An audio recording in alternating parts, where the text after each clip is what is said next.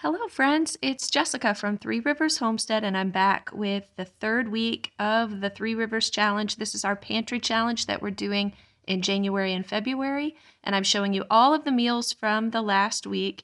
I can't believe we are now a third of the way through the challenge. It's just flying by, and I hope that you're enjoying checking out the hashtag and seeing everyone else who's participating in this pantry challenge. What a wonderful community we have. And so for this week's video, I'm going to take you along and show you all of the meals that I was able to make using the goodies that are in my pantry and freezer. As always, I start the week out by making a really detailed meal plan, as well as some meal prep lists that I need to do. And then I have an ingredient list. This shows me what I need to get from the cellar in order to complete the week's meal plan. And so I go down there and I gather everything. Our cellar is outside and it is snowy out. So I try to just go down there one time a week and gather everything that I need so that I don't have to make multiple trips, because it can be slippery when you're all snowy trying to get down the steep cellar steps and then carrying a basket of all of this food back up. So I shop on Sundays and try to get all of the ingredients that I need, and then I get out my inventory sheet and I check off everything that I pulled from the cellar and the freezers to make sure that my counts remain accurate. So let's go ahead and show the first meal of the week. We are going to have carrot cake muffins, and I need to start by shredding approximately 2 cups of carrots. And then I have my dry ingredients here. We have 1.5 cups of flour, 1 cup of sugar, a half a teaspoon of cinnamon, a half a teaspoon of baking soda, a half a teaspoon of baking powder, and a half a teaspoon of salt. To that I added the shredded carrots, some vanilla extract, 2 eggs, and a half a cup of oil. And we actually doubled that recipe so that we would have enough for all of my children. And we baked them on 350 and served them up with some scrambled eggs and some fruit. And this was a nice start to the week. It was Monday morning and Adam was off work, so we got to sleep in a little bit and enjoy some family time together for breakfast. I love having a slow start to the week like that. And actually, we ended up having a slow end to the week. The university was closed due to inclement weather on Friday, so we had Adam home a lot this week, which was a wonderful surprise. So this is the first breakfast. Let's go ahead and move on to lunch. Since Adam was home, we decided to have a really big lunch, kind of a bigger lunch than we were going to have for dinner. So I grabbed some potatoes and peeled them to get them started for mashed potatoes. So we're going to get those boiled, and we're going to have pork chops with our mashed potatoes. So I started by searing my pork chops on each side. I like to sprinkle our pork chops with this Montreal steak seasoning. I buy this in bulk from Measure Standard and then just reuse this container. We go through a lot of this seasoning. It's pretty much what I put on all of the meat that I make here in my kitchen, whether it's pork chops or steaks or chicken legs, you name it. This is what I put on just about everything. So we're going to get those pork chops seared. We've got the potatoes boiling. And then after I sear all of the pork chops on both sides, I stick them in the oven under the broiler and let them finish cooking. We're going to deglaze this pan here, get all of that wonderful pork fat flavor, and make a little bit of a gravy with that. So I just need to kind of scrape all of the bits off of the bottom of the pan. And then we're going to go ahead and thicken that up. We added some arrowroot powder here, and I also added some beef broth to help make our gravy. And this is what we're going to make do with since we can't have dairy. A lot of you asked why we can't have dairy. My oldest son has an anaphylactic allergy, so it's not safe to have dairy in our house. Since this is dairy-free potatoes, what we use is bacon grease in place of butter and cream. That makes them really rich and creamy. It has a lot of really good flavor. I love using bacon fat for that purpose. And then adding a little more of that beef broth to kind of make them mix together a little better. Serve the pork chops and the mashed potatoes and gravy with a little bit of sauerkraut. And this was a great lunch. Like I said, we wanted to have a big lunch because we needed to do a small dinner in the Crockpot since we had ballet on this evening. So I have a cube of pureed garlic and olive oil. We're putting that in the Crockpot. I have a French onion soup base. This is just beef broth with onions. And then I have a quart of tomato sauce. These are pickled hot peppers. These are Sugar Rush peach peppers. I have a quart of canned sweet corn, and this is homegrown beef that our butcher cans up for us. And we're just going to mix all of this together and make somewhat of a taco soup. So there's that French onion soup base. We've got the corn. We're going to add our tomato sauce. Next, we're just going to add that beef. There's some broth and fat and then the meat in it.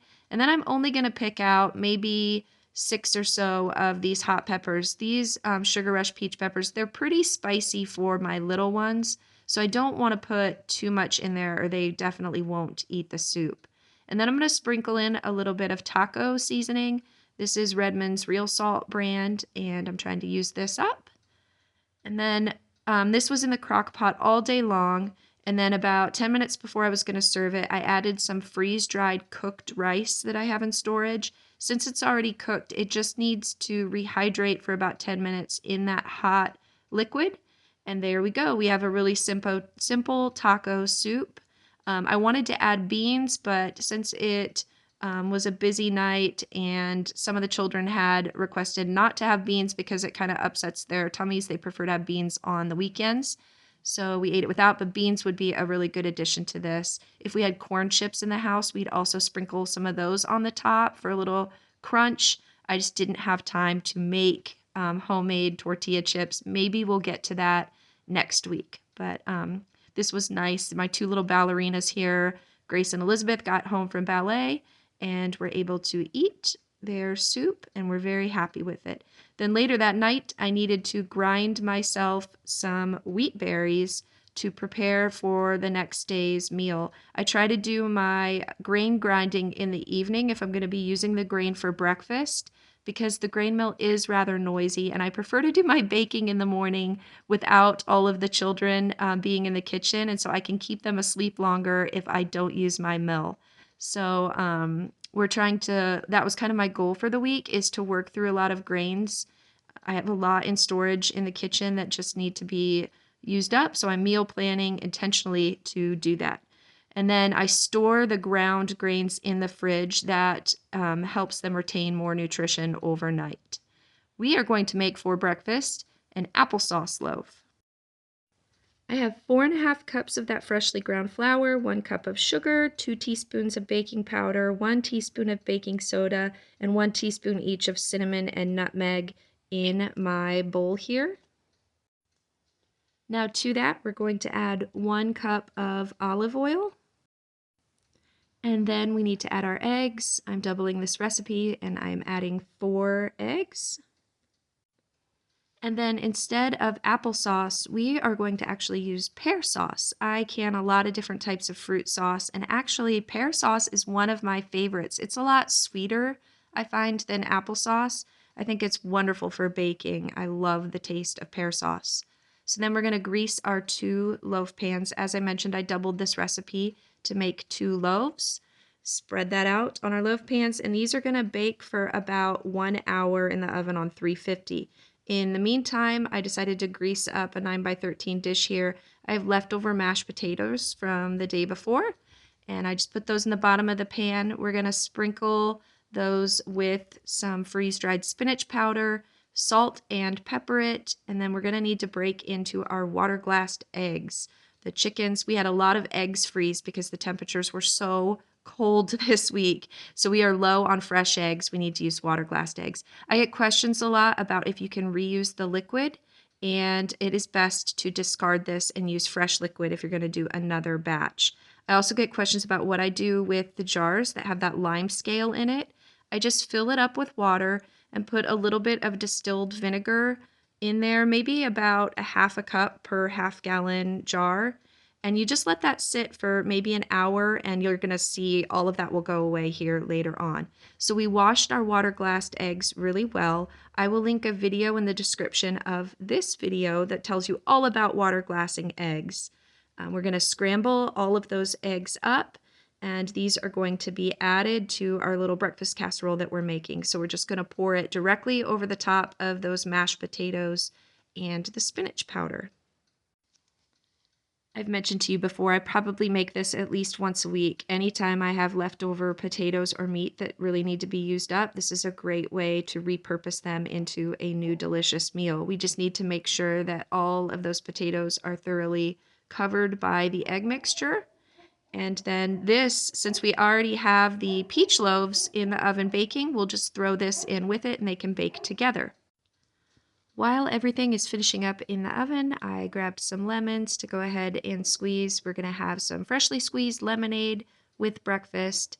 We're just going to pour that in, add a little bit of sugar and water, and stir it around. And this is a great way. I'm just still trying to get through those 4 bushels of lemons. I have about a half a bushel left that I saved for fresh purposes. And probably by the middle of next week, I'm going to need to have them all juiced and preserved. I get a lot of questions about these bands that are on the cups. Each child has a colored band that they put on their cup, and that's how, and when they're up on the counter, then they can tell which one is theirs, and that prevents me from having to wash a million cups every day. The children rinse out their cup after each meal and put it back up to be refilled, or, as they drink water throughout the day, they use that same cup, and then at the end of the day, we wash them and they get a fresh cup the next day. So that works really well for us. Otherwise, I would be washing cups all day long. So the pear loaves are out of the oven. Sometimes I glaze this with a sugar glaze, but since we're having the lemonade, I decided to not glaze the loaves. There's enough sugar in that lemonade for them, and they'll have it with the breakfast casserole. And this is what it looked like plated up. Just a wonderful way to use up those leftover potatoes, and the children really enjoyed this. A lot of you have asked what Hannah, who is 13 months old, what she eats when we're eating things like this. And she pretty much eats everything that the big kids are eating. I just cut it down into little smaller bites. Sometimes if we're eating something because she has very few teeth that she can't chew really well, then maybe I'll give her a pureed fruit or something like that instead. But she's a really good eater. She just kind of eats what we're having. Then I wanted to show you, breakfast is almost over, and you can see that vinegar worked great. Most of the lime scale is off our jar here, so that's how I clean those. Moving on to lunch, something really simple on this day. We had some tomato paste in the bottom of the pot, and I'm going to empty 2 quarts of home canned beef stew. This is our homegrown beef, potatoes, carrots, adding a little extra water to get everything out of the bottom of those jars, and we're just going to mix that together. And then with the stew, I want to make some crackers. And last week, you guys had great tips for using up wild rice.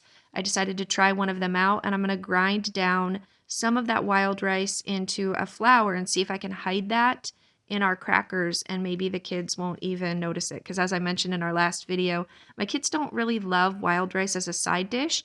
Maybe I can use it in our baking. And then I have the rest of the flour that was left over from breakfast that I didn't use. I'm just going to add that to the wild rice flour. And then I'm also going to add a little bit of sourdough discard. I'm not using a recipe for these crackers. We're just winging it and kind of using up what we have.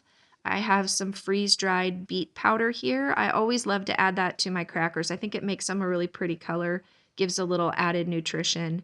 And so all we need to do now is add enough liquid to get this to almost like a Play-Doh texture. I'm going to salt it a little bit and then just keep adding water until it gets to the right consistency. And we're just going to bake these on about 400 degrees in the oven, and we'll have a great little cracker snack to dip into our beef stew. So I think the hardest part about making homemade crackers is getting them flattened thinly enough to get them, I guess, crackery.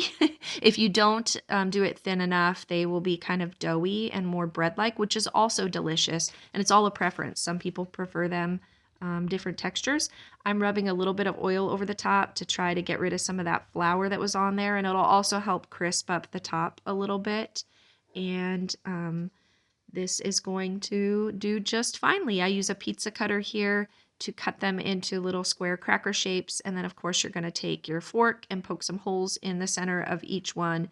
And then, as I mentioned, we'll get these in the oven, bake them on 400 degrees. It only takes about 10 to 15 minutes, get them to the desired crispiness. This is what they look like when they're done. We're just going to take those out and break them apart. And then the children can have those with their stew.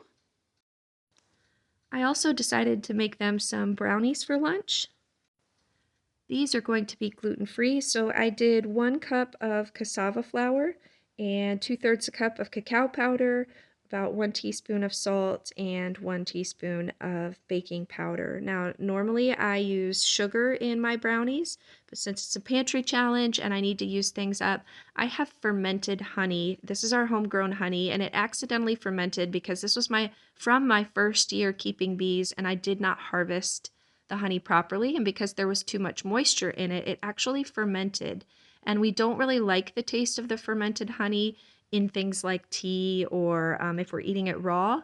But when you bake with it and cook it, you don't taste the fermented part at all. All you get is the sweetness. So I've been trying to find ways to use this up, and I felt like these brownies would be the perfect way to do that. So I'm only adding, this was maybe a cup of honey here, and I know that the chocolate chips that I'm going to be adding to the brownies also have a little bit of sugar in them, so I felt like that would be enough sweetness for these brownies, and we'll probably powder sugar the top of them, so that will be enough altogether.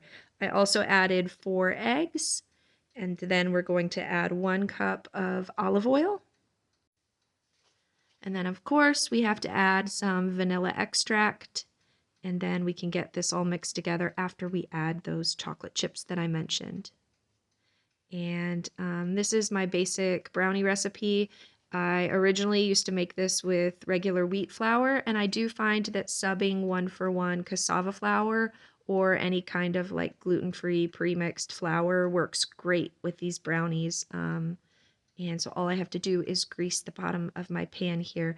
Now, normally I only make 1 batch of this, but I went ahead and doubled it for this day, and this was the only pan that I had cleaned to do it in. And as I started spreading my brownies out, I realized that it was a little too big for even the double batch. So we're going to kind of make do and try to shape these brownies into this rather large pan, but I think it'll work out just fine. I have my oven preheated to 350 degrees. And then these are going to bake for approximately 25 minutes or so, and they're going to be really delicious. The kids are going to love that. So by now, my stew is all warmed up and ready. Just going to get that portioned out for the kids. And then there are those crackers that they can eat them with. And then once they finish eating their meal, they're going to have some nice, warm, gooey brownies with the melted chocolate chips inside. Just a nice treat. I hadn't made a dessert in quite a while here and just thought that they would like that. So the beet crackers were actually not bad. The kids enjoyed them. They ate them all, even though I just kind of winged it and didn't really have a recipe on that day. But sometimes those things turn out the best, and that's the great part of a pantry challenge. We're going to sprinkle that powdered sugar that I mentioned on the top of the brownies, and that is what they looked like. I don't think I had any complaints. They were gobbled up rather quickly. Of course, brownies aren't going to last very long with 8 children. It's another busy night, so earlier in that day, I had to get some chicken in the crock pot. I made kind of a balsamic dressing. This is balsamic vinegar, olive oil, and there's a little bit of honey in there, and then some garlic cloves. I'll try to scoop it out here and show you the garlic cloves in there. Just kind of making a vinaigrette dressing. I'm going to pour this in with the chicken breasts along with some chicken broth. Our goal is to make some shredded chicken sandwiches.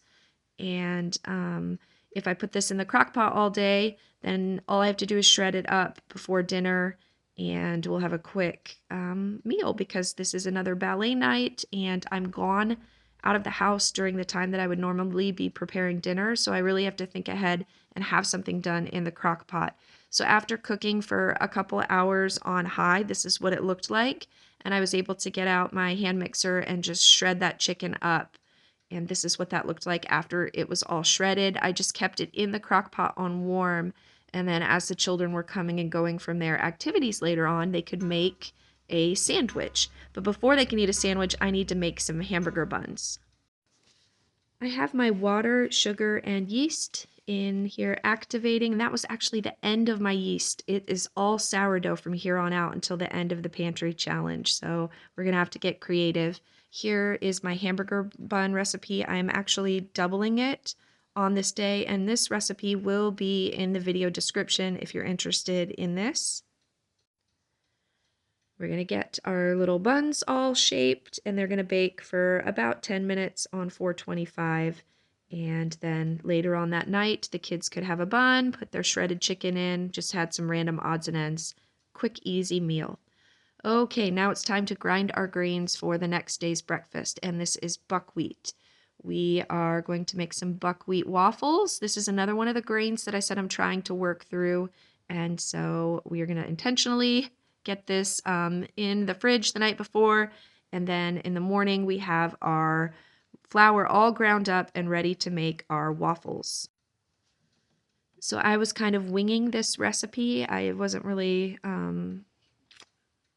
I wasn't working with a recipe. I was just kind of adding whatever I wanted to. So I think I had 8 cups of buckwheat flour, and to that I added 4 teaspoons of baking powder. I also added some salt, and then I had this pint jar of syrup. This is apple syrup. It's a failed batch of jelly. This is what we're going to use to sweeten the batter a little bit and also add some liquid to it. So we added that pint of jelly. I also had some random pear juice that was left over from some canned pears. Why not add that to it for some sweetness and liquid as well so that it isn't wasted? And then I added about a cup and a half or so of almond milk. We also need to add our eggs. I added 4 eggs here. And then that should be enough liquid here to mix up our batter and get it to a waffle batter. Of course, you got to have that vanilla extract though. And then we're just putting it in our waffle iron. And we have a delicious gluten-free buckwheat pancake, but we need toppings. And so I grabbed some coconut cream, and I also have some canned blueberries, and we're going to make a blueberry syrup. So let's start with that coconut cream. It's very cold, and that means the fat is solid, so it needs to be melted down on the stove. I got my whipped cream dispenser. I'll link this in the video description. I got it off Amazon. And all I need to do first is add a little bit of powdered sugar to the bottom of the canister. We're going to make dairy-free whipped cream out of just powdered sugar and that coconut cream. And so once that was melted down, we could add that to the canister here. And then in that same pot, I'm just adding my canned blueberries here. We're going to warm those up on the stove too while I get back to work on the coconut cream. It just needs to cool down a little bit before we can make the cream. Adding a little bit of sugar to the blueberries so that it will cook down and thicken up into a blueberry syrup. That'll go back on the stove. And in the meantime, we're going to get our canister here put together. So with this whipped cream dispenser, all you do is twist on the top, and then separate from the canister, you have to purchase the little cartridges here, and then they just clip right in. You screw it on, and as you tighten it, you can actually hear the gas in that release into the canister, and that's what will help you whip up all that cream. And you just give it a really good shake before you use the dispenser to make your whipped cream. Here are some of our waffles. I was trying to feed children as we were making them so that they would stay warm. It was kind of assembly line style all morning long. So every child wanted different toppings. Some wanted maple syrup, some wanted blueberry syrup, some wanted coconut whipped cream, and some wanted all of it.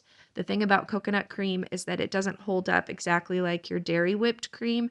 As soon as it hits that hot waffle, it really does start to melt. So you don't get the same necessarily texture, but it's still really delicious. And it's kind of a novel thing for my kids that they enjoy as a treat every now and then. So this was our breakfast for this day. The kids obviously loved it because who doesn't love waffles with whipped cream and a bunch of sugary syrup? Not our healthiest breakfast of the week, but it definitely was appreciated by the little ones. After dinner the night before, we had quite a bit of shredded chicken left over, and that was intentional. I always try to have leftovers to turn into a soup the next day. So I basically just took that shredded chicken, and we're going to add some more chicken broth to it, and we're going to make a white chicken chili. I just figured it would be something different from the traditional chili we've been having once a week. Why not try white chicken chili instead? I had already opened this Sugar Rush peach pepper jar earlier in the week, so we'll get some of those peppers added into the soup since we're making a white chicken chili. I had put 6 of them in the taco soup earlier in the week, and it was a little spicy, so I did a little less for this chili. And then I opened a pint of home canned white beans here, and I typically use great northern beans or white navy beans for my white chicken chili. You can use any kind of bean that you want. We're just going to add this to the crock pot. Now, the great thing is that everything in this is already cooked. We have the broth, we have the chicken, we have the beans. Everything is cooked, so it really isn't going to take long to cook this up. I had kept the chicken in the crock pot overnight just to save on dishes. So all I'm going to do is put the crock pot back on, put the crock here back onto the heated part of the crock pot and just let it kind of cook for less than an hour, and then it'll be ready to go. Now we're going to add a little bit of cumin. I'm just adding about 2 teaspoons of that. And we're going to do the same with some oregano, 2 teaspoons of that. And then, of course, we will salt and pepper. And as I mentioned, get this back on the crock pot and let the flavors kind of infuse together for a little bit. It doesn't need to cook long, or, all those beans are going to turn to mush. So just long enough to let it all warm up. I've said to you guys before, I absolutely love soup, especially in the winter, especially on a week where our temperatures were, with the wind chill, hitting negative 15 or so, and our old farmhouse was really chilly. So a nice warm bowl of soup really helps warm you up. And soup can just sit there and simmer while we do our schoolwork. It's so convenient for a busy mom. And also during a pantry challenge, it's a great way to use things up. Like in this case, I'm using up the leftover chicken, also getting some of those peppers out of the fridge that I just opened up. And you can dump anything into it. If I have other leftovers in the fridge, right before I went to serve it, I noticed that I had some leftover rice from the weekend. And so I was like, why not just add this into, it'll add a little more carbohydrate and get it out of the fridge. And you really can't go wrong with soup. And then I also had some leftover buns since I had intentionally doubled that recipe the night before. I went ahead and opened some cranberry jelly here, home canned jelly, and the kids can either dip a roll into their soup or they can eat a roll with some jelly on the side. So nice little lunch, and then let's go ahead and move on to dinner. So the children decided that they wanted to have spaghetti for dinner on this night, and I make my spaghetti differently pretty much every time I do it. For this particular day, I decided to go ahead and roast some things in the oven for the sauce. So I cut up some carrots, some onions, a few cloves of garlic, drizzled it with a little bit of olive oil, and put that in the oven to roast. Of course, we need some dessert to go with our spaghetti, so I'm grinding some flour and I'm going to add that to some baking powder here. I'm going to make a fruit cobbler, and so I'm kind of winging it this time. I'm not using my typical recipe, but I will post my usual fruit cobbler recipe in the video description. The reason I am kind of deviating from it this time is that I know I'm going to use blueberry pie filling instead of frozen or fresh fruit in it. And so I had to change and not add the sugar to the batter. I poured half of my batter in the bottom of an oiled pan, and then I'm going to open up, as I mentioned, blueberry pie filling, and we're going to pour this over the top of that bottom layer of batter. And this will be the fruit in our cobbler. It also has the sugar in it.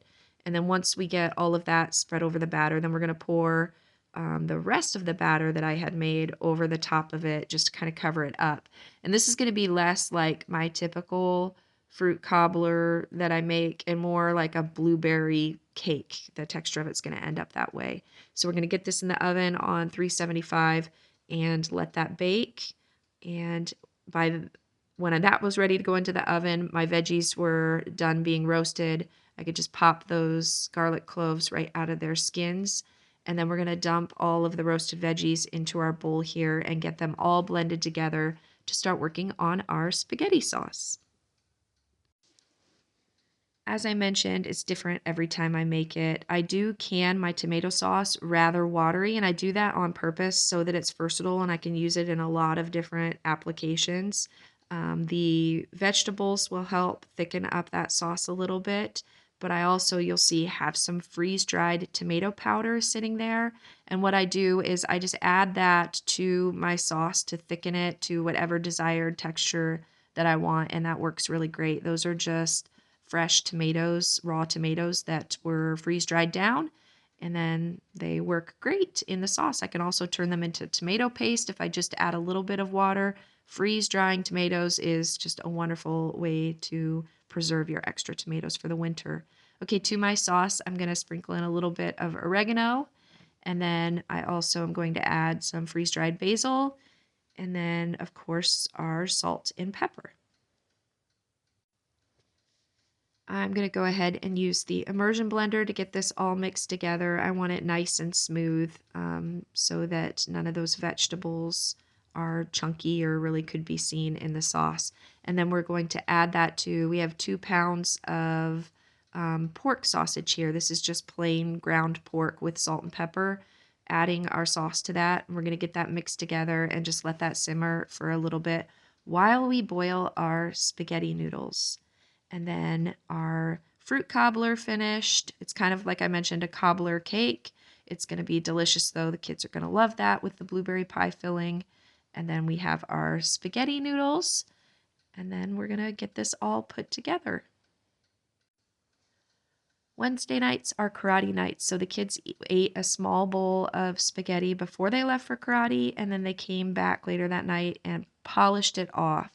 So this whole pot was gone by the end of the night. The big kids wanted second helpings. Some of them sprinkle nutritional yeast here over the top of their spaghetti to give it kind of a cheesy flavor, and that is when you flipped that cake upside down, you could see all of the blueberries there on the bottom, and it tasted delicious. Okay, the next day, let's make some lemon poppy seed muffins. For our dry ingredients, we have 4 cups of flour, about 1 cup of sugar, a half a teaspoon of baking soda, 4 teaspoons of baking powder, and then to that we added 4 eggs. We're adding this bit of lemon juice here. It was about 2 juiced lemons. I added 1 cup of water, a little bit of vanilla extract, and then we're adding 4 tablespoons of poppy seeds. You can see that I buy my poppy seeds in bulk. It's a rather large container, but I get a really good price on them that way. And we love lemon poppy seed muffins. We usually have them, once a week or so. So we'll go through that in a year, all those poppy seeds. I'm going to add a little bit of zest from this lemon. That'll give it some extra lemon flavor. And then I can't forget my oil. I have 2 cups of olive oil there. I'm going to get that all mixed together. I've got a sleepy, grumpy guy who is wanting his muffins, so we better get these in the muffin tins and baking in the oven. They bake on 400 degrees for about 15 minutes or so. And while they were baking, I went ahead and scrambled up some eggs and chopped up the last of the oranges. Hannah's going to be very sad. She has been really enjoying these orange slices, but we went ahead. There are the muffins that we baked, and each of the children had anywhere from 2 to 5 muffins depending on their age, some scrambled eggs, and the orange slices. Lunch that day was just really quick and easy. We had leftovers, carrots, muffins, some soups. We had a little bit of taco soup left and a little bit of the white chicken chili. Everybody just had a bowl of whatever they wanted, and they cleared out the fridge. That was super easy. And now it is time for dinner. I am slicing up some potatoes. These potatoes are down in storage in the pantry. We are going to make some French fries. The kids were asking for French fries, so I decided we would have them with salmon patties. This is what I put in my salmon patties here. I'm going to use 3 cans of this salmon here. I love salmon. It's so high in calcium, which is really important for my children since they can't have dairy. We try to get salmon in them at least once a week, just a really good source of calcium. I have 5 eggs here. We're going to use some dill. I have some yellow mustard, a lemon for lemon juice, and then, of course, salt. And then we're going to use cassava flour. We're going to get all of that mixed together, and that is what we're going to use to make our patties. You can see I use this little biscuit cutter and I kind of form the patties into it so that they're more of a uniform shape. We got 15 patties out of this. They're in the oven baking on 350. I grabbed a few cans of green beans. These were from last year's garden and they're already cooked, so all we need to do is just warm them up a little bit on the stove while the French fries are frying and the salmon patties are baking. So I just fry them in a little bit of oil and then take them out and let them drain and sprinkle them with salt. That's all I do. They're just salted potatoes that have been fried, and the kids loved this as a treat. They're not feeling deprived on the pantry challenge. They're getting all of their favorite things like French fries. And then, of course, they're getting healthy things that mom wants them to have, like salmon patties. So every kid likes different condiments on them. Here's a child that wanted ketchup with their things, and that's how it was plated up. Some of the children like tartar sauce to dip their salmon patties into. They all get to make their own plates. Okay, so last week some of you told me that if you put your water glassed eggs in the fridge that it can firm up the yolk. So I figured why not give it a try? We are low on eggs because they've been freezing out in the temperatures. So I washed off a bunch of water glassed eggs and put them in the fridge overnight. And unfortunately for me, it did not work. I got the same results where half of the yolks stay firm and you can see half of them when you crack the egg are still watery. But that's okay, we'll use these. To our eggs here, we are going to add some more of this failed batch of apple jelly from 2022. This is just apple juice and sugar. This will be a great addition to another breakfast casserole. So we're just kind of mixing those in together, the water glassed eggs and the syrup. And then I took all of the leftover bread bits that I had from the week. We have some leftover waffles and just a little bit of the leftover pear sauce loaf from earlier in the week, cubed it all up and put it in the bottom of a greased pan. We're going to make another bread pudding or French toast casserole, whatever you want to call it. So we're pouring the egg mixture over the top of that bread and just letting it soak in for a little bit. Bake it on 350 until the center is cooked. And then we're going to serve that with some grapefruit. Just a simple breakfast, and it got all of that bread that was just sitting there that is going to go stale. It got it out of the kitchen and used up so that it wasn't wasted. So I was very happy about that. This is Friday, and Adam, like I mentioned before, was home with us because the university was canceled due to the weather. It was wonderful to have him home. Since he was home, I decided to make a really big lunch for the family. I had thawed out some cod here, and I'm going to make some homemade fish sticks. Now, this is not a lunch that I would typically make on a really busy school day because it's very time intensive, but it was great for a day when we kind of were taking things easy with our snow day. So once I have my cod all chopped up, now I need to get to the breading. So I have some crackers in the pantry that need to be used up. So I'm just going to mash those up. This is what we're going to bread the cod with. So you could bread it with anything if you had stale breadcrumbs, croutons, whatever you like to bread things with, but we're just using crackers to make it easy. And then I have about 3 eggs here with a little bit of water. I'm just going to mix those together.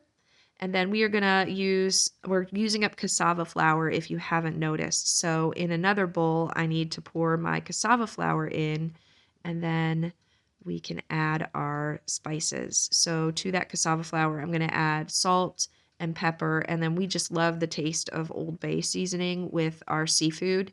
And so I decided to add Old Bay seasoning to the flour mixture here too, and we'll get that all mixed together, and we're ready to start preparing our little fish sticks. So fish sticks are one of those things that my children love, but they're not the healthiest thing for them. A lot of the store-bought ones might have some ingredients that I don't necessarily love. And so I'll be honest, my kids have store-bought fish sticks several times a year. I'll buy them as a treat. But when I have the extra time, I really do love to make them from scratch for them. Because I know what's in these. It's a little bit healthier of a little healthier version of a fish stick. And the kids actually love these more. They say they taste better than the store-bought ones. So that is a win for me. And this was actually the first time that I had prepared these for Adam because he's usually, gone when I'm making them. And he said that he would love to have these once a week. So these might become a more regular part of our meal rotation so that Adam can enjoy them too.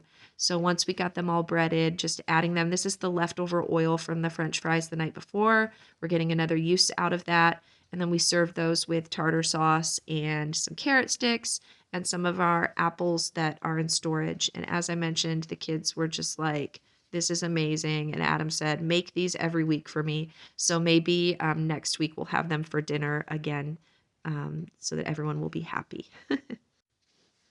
Finally, for dinner, I'm just searing some T-bones. These are homegrown T-bones. We have some frozen peas, and then I had earlier in the day grabbed a gallon of apple cider from last fall, and we're getting that thawed out. We're just having T-bones, and I need to get these cut up for the children. Some of the children cut their own, and this is what one of their plates looked like. Just added some pickles and sauerkraut, lots of goodies. And that was the end of this week's meals. It was another great week. I hope you guys enjoyed that look into what we were eating. Once again, check out the hashtag to see what everybody else has been doing in the challenge, and we will be back next week with another week on the Three Rivers Challenge. I hope you guys have a blessed week. See you, friends. Bye.